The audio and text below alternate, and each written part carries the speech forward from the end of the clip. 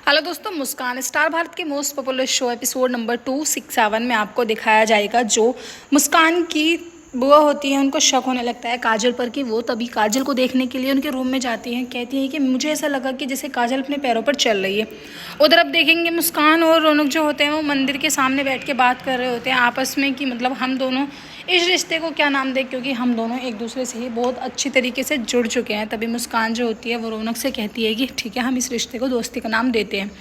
उसके बाद रौनक और मुस्कान जैसे ही घर जाते हैं, देखते हैं वहाँ पर जो इंस्पेक्टर होते हैं फिर से आ जाते हैं, शांतनु जी।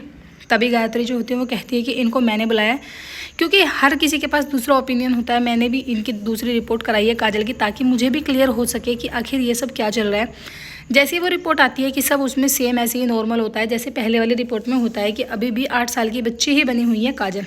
तभी रौनक जो होते हैं वो इंस्पेक्टर से कहने लगते हैं कि प्लीज़ हमें अकेला छोड़ दो, हमें उसकी देखरेख अच्छे से करने दो। उधर काजल जो होती है वो सारी बातें सुन रही होती है, कहती है कि अच्छा तो ये सब ड्रामा हो रहा है। जैसे ही वो अपने रूम में जाती हैं, देखते हैं कि गर्मी बहुत ज़्यादा हो रही है कि तभी वो बाथरूम में जाके अपने आप को पूरा गीला कर लेती हैं और एसी को बहुत तेज़ वाली गति से चलाने लगती है ताकि उनकी तबीयत जो है बहुत ज़्यादा ख़राब हो जाती है। उधर रौनक और मुस्कान जो होते हैं वो प्लान करते हैं कि कैसे हमें काजल के लिए कुछ अच्छा करना होगा ताकि उसको पॉजिटिव वाइब आए। ये दोनों प्लानिंग कर रहे होते हैं कि तभी काजल जो होती हैं वो अपने कमरे में कुछ अलग ही तिकड़मबाजी भिड़ा रही होती हैं। मुस्कान जो होती है वो रौनक को गले लगा लेती हैं कि तभी उनकी माँ वहाँ आ जाती हैं।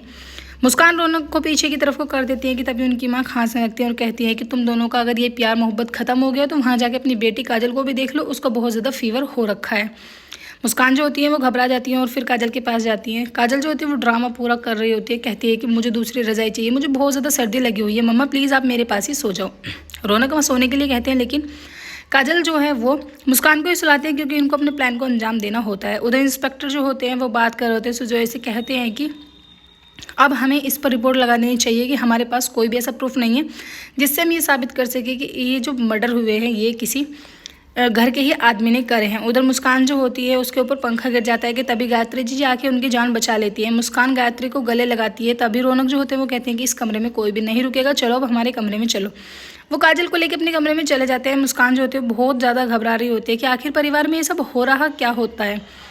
कि तभी मुस्कान जो होती है वो काजल को लेकर चली जाती है। रौनक की नज़र जो होती है वो फ़ैन के टूटे हुए हिस्से पर पड़ती है। जैसे वो मिस्त्री को दिखाते हैं, कहते हैं मिस्त्री कि इसके साथ कोई ना कोई छेड़खानी हुई है, ये ऐसे अपने आप टूटने वाला नहीं है, क्योंकि अगर ये टूटता तो फिर पूरा जो ये गुटका है ये सारा टूट के नीचे गिर जाता है। कि तभी रौनक को शक हो जाता है काजल पर और सभी को बताते हैं, कहते हैं कि मुझे काजल पर शक है।